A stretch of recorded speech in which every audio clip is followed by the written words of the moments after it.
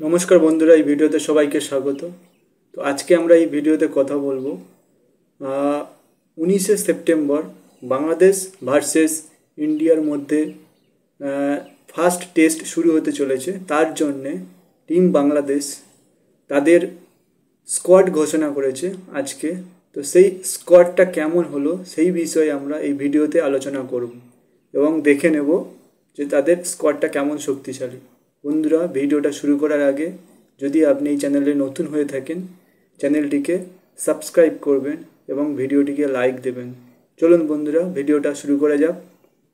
ভিডিওটা বন্ধুরা আমরা 4টে ভাগে ভাগ করেছি। প্রথম ভাগে রয়েছে ব্যাটার, তারপরে রয়েছে অলরাউন্ডার, তারপরে স্পিন বোলার এবং তারপরে যথারীতি ফাস্ট বোলার। আপনাদের এই 4টে পার্টের মধ্যে যেটা আপনাদের সবথেকে ভালো লাগবে আপনারা বন্ধুরা কমেন্টস করে ভিডিওর নিচে জানাতে পারেন এবং বাংলাদেশের স্কোয়াড কেমন হয়েছে এগেনস্ট ইন্ডিয়া সেটা আপনারা ভিডিওর নিচে কমেন্ট করে জানাতে পারেন।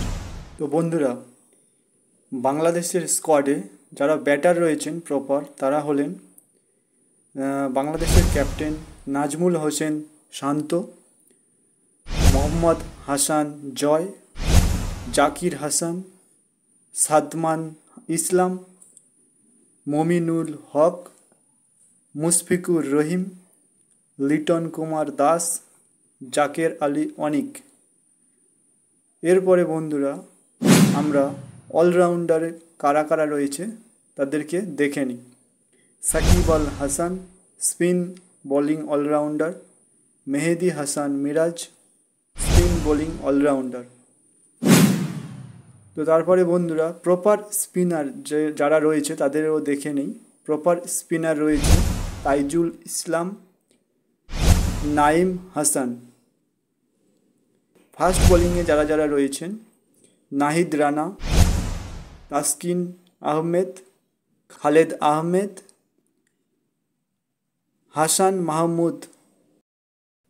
তো বন্ধুরা আপনারা তো দেখলেন বাংলাদেশের স্কোয়াডটা এবং আপনারা ইন্ডিয়ারও স্কোয়াড দেখেছেন। ইতিমধ্যে আমাদের এই চ্যানেলে ইন্ডিয়ার স্কোয়াডের ভিডিও দেওয়া আছে। আপনারা যদি না দেখে থাকেন এই চ্যানেলে গিয়ে প্লে লিস্টে গিয়ে দেখে নিতে পারেন। ইন্ডিয়ার সাথে বাংলাদেশের যে ফার্স্ট টেস্ট হবে 19শে সেপ্টেম্বর থেকে, তো তার জন্য ইন্ডিয়া যে স্কোয়াড ঘোষণা করেছে অলরেডি আমাদের এই চ্যানেলে সেই ভিডিও দেওয়া আছে এবং আপনারা কম্পেয়ার করে বলুন ভিডিওর নিচে কমেন্টস করে কাদের স্কোয়াড বেশি শক্তিশালী বলে আপনার মনে হয়। আর চ্যানেলটিকে বন্ধুরা যদি নতুন হয়ে থাকেন সাবস্ক্রাইব করে যাবেন। ধন্যবাদ, দেখা হচ্ছে নেক্সট ভিডিওতে।